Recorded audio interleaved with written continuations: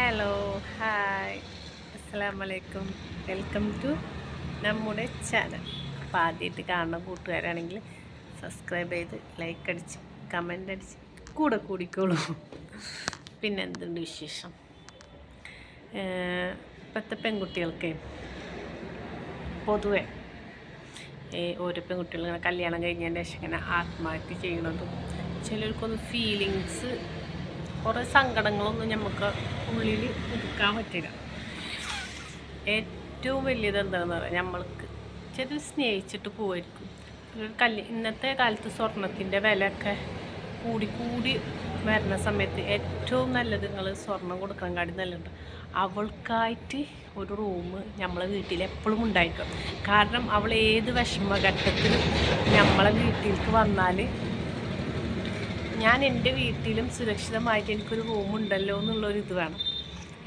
വല്ലവരെ വീട്ടിൽ പോയിട്ട് അതിഥി തൊഴിലാളികളായിട്ട് താമസിക്കുന്ന ഒരു ഇതുണ്ടാവില്ല. ചില കുടുംബങ്ങളിലൊക്കെ നല്ല സ്നേഹവും ഉണ്ടാവും, ഐക്യമൊക്കെ ഉണ്ടാവും. ചിലത് നേരെ തിരിച്ചാണ്.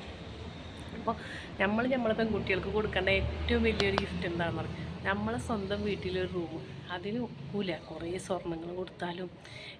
ആ ജീവിതത്തിൽ അവൾക്ക് സുഖമില്ലെങ്കിൽ എന്തായിരിക്കും ആ സ്വർണം കൊണ്ടൊക്കെ എന്തായിരിക്കും ഒരു ലക്ഷ്യം? ആ സ്വർണ്ണം തന്നെയായിരിക്കും ചിലപ്പോൾ ഒരു ഇടിക്ക് അത് കൊടുത്തിട്ടില്ല എന്ന് പറഞ്ഞിട്ട് അതായിരിക്കും ഒരു പ്രശ്നത്തിന് ലാസ്റ്റ് ഇത്ര ആത്മഹത്യകൾ നമ്മളെ ജീവിതത്തിൽ ഇപ്പോൾ കണ്ടുകൊണ്ടിരിക്കുന്ന കാലം. അപ്പോൾ ഏതൊരു മാതാപിതാക്കളാണെങ്കിലും മക്കളുടെ പ്രശ്നം ചില മക്കളൊന്നും പറയില്ല. ഞാൻ സ്വന്തമായിട്ടെടുത്ത തീരുമാനമല്ലേ, ഞാൻ എൻ്റെ ഉമ്മാനോട് എങ്ങനെ പറയും, ഞാൻ എൻ്റെ ഉപ്പാനോട് എങ്ങനെ പറയും എന്നുള്ളൊരു ഫീലിങ്സ് ഉണ്ടാവും. ചിലപ്പോൾ ഒളിച്ചോടണുണ്ടാവും. അങ്ങനെയൊക്കെ കുറേ ഇങ്ങനെ കടന്നു പോകുമ്പോഴും ഓരോ അവസ്ഥകൾ ഇങ്ങനെ വരുമ്പോഴാണ് ഓരോരുത്തർക്ക് അതിൻ്റെ വിഷമം എന്താണെന്ന് മനസ്സിലാവും. അപ്പോൾ ഏറ്റവും കൂടുതൽ നമ്മളെ മാതാപിതാക്കൾ എന്താ വേണ്ടത്, അവർക്കായിട്ട് ഒരു റൂം.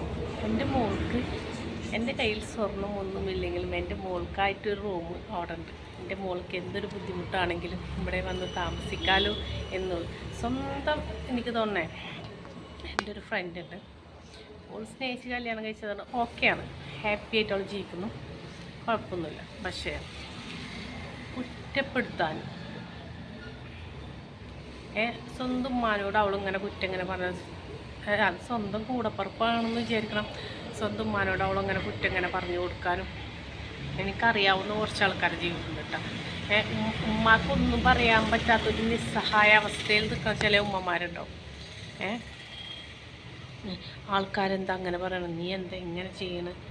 അതൊന്നല്ല. ഏറ്റവും കൂടുതൽ നമ്മളെ മക്കളെ മനസ്സിലാക്കാനുള്ളൊരു കഴിവ് നമുക്ക് എപ്പോഴും വേണം. കുറേ ആൾക്കാർ ഇപ്പോഴത്തെ കാലഘട്ടത്തിൽ കുറേ കുട്ടികൾക്ക് അത് മനസ്സിലായി തുടങ്ങിയിട്ടുണ്ട്. എന്തൊക്കെയാണെങ്കിലും അത് മനസ്സിലായി തുടങ്ങിയിട്ടുണ്ട്. ഓരോ കാലഘട്ടത്തിൽ വണ്ടികൾ പോകുമ്പോൾ അതിൻ്റെ നല്ല വെച്ചിട്ട്. അപ്പോൾ നമ്മളെപ്പോഴും നമ്മളെ മക്കൾക്കൊരു തുണയാവണം.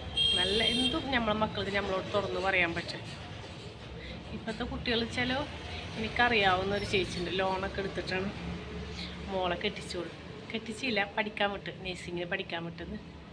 അവർ ഇൻസ്റ്റഗ്രാമിൽ പരിചയപ്പെട്ട ചെക്കനായിട്ട് സ്നേഹമായി കുട്ടി പോയി. എത്രാണ്ട് ലക്ഷങ്ങൾ വാങ്ങിച്ചിട്ടാണ് ആ കുട്ടീനെ പഠിപ്പിച്ചിട്ട. നല്ല ആകെ ഒരു മോളുള്ള ആ ചേച്ചിക്ക്. അങ്ങനെ ആ ചേച്ചിക്ക് ഇപ്പോൾ ഗവൺമെൻറ് ജോലി കിട്ടിയിട്ടാണ്. ഇപ്പോൾ ഗവൺമെൻറ് ജോലി കിട്ടി. അപ്പോൾ ആ കടങ്ങൾ വീട്ടിൽ കൊണ്ടിരിക്കുകയാണ്. പറഞ്ഞ് ആ ഫാമിലിയുള്ളവർ ചോദിച്ചു, ഞാൻ എൻ്റെ അമ്മ ഒറ്റക്കല്ലേ, നീ എന്ത് നിങ്ങൾ ഒളിച്ചോടി പോയി? ഞാൻ അമ്മ നയിക്കണ വല്ല പാവങ്ങൾക്കും കൊടുത്തു വിടണം. അപ്പം ഇത്രയും കാലം അവൾക്ക് വേണ്ടിയിട്ടാണ് ആ ഭർത്താവിനെ കൊണ്ടൊരു സുഖം കിട്ടിയിട്ടില്ല ആ ചേച്ചിക്ക്. ഇത്രയും കാലം നയിച്ചതിൻ്റെ ഒരു മോൾക്ക് ഒരു ജോലി ഉണ്ടായിട്ട് സ്വന്തം കാലിൽ അതൊന്നും